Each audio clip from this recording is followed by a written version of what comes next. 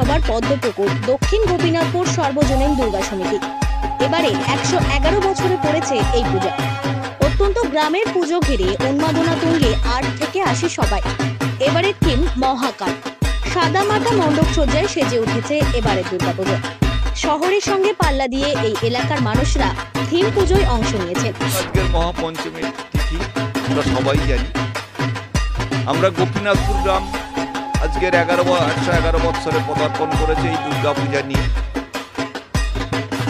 চেষ্টা করছে এরা, এই কমিটি প্লাস এই গ্রামের মানুষ, তারা সবাইয়ের থেকে তাদের সেরাটা উজাড় করে দেওয়ার চেষ্টা করছে।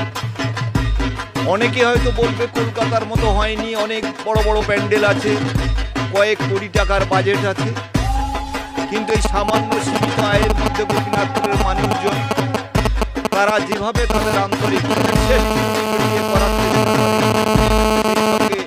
সরকার থেকে বছর আবার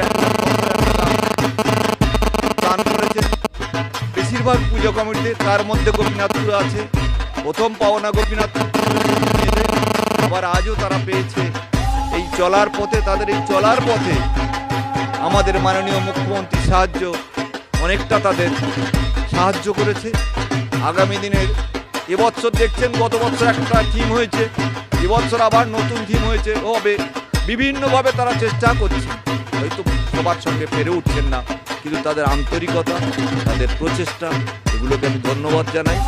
আমি সকলের কাছে আবেদন করব আগামী দিন যাতে আরো ভালো করে হয়, সেদিকে তারা লক্ষ্য রাখবেন। আমি সাথে ছিলাম, আছি। পুজোর উদ্বোধন করেন মগরাহাট 1 নম্বর পঞ্চায়েত সমিতির সভাপতি সব্যসাচী গায়েন। এছাড়া ছিলেন ক্লাবের উদ্যোক্তারা। ফিতে কেটে প্রদীপ প্রজ্বলনের মধ্য দিয়ে পুজোর শুভ সূচনা করা হয়। দক্ষিণ গোপীনাথপুর সার্বজনীন দুর্গাপূজা সমিতি এবছরের তাদের থিম হচ্ছে মহাকাল। আজকাল দেশে যা অরাজকতা সৃষ্টি হয়েছে তাকে রুখতে আমাদের মহাকালের প্রয়োজন। সেই মহাকাল দেবী দুর্গা যেভাবে আবির্ভূত হয়েছিল অসুর নির্ধারণের জন্যে, সেই জন্যে আমরা এবছরের থিমটাকে মহাকাল থিম হিসেবে ব্যবহার করেছি।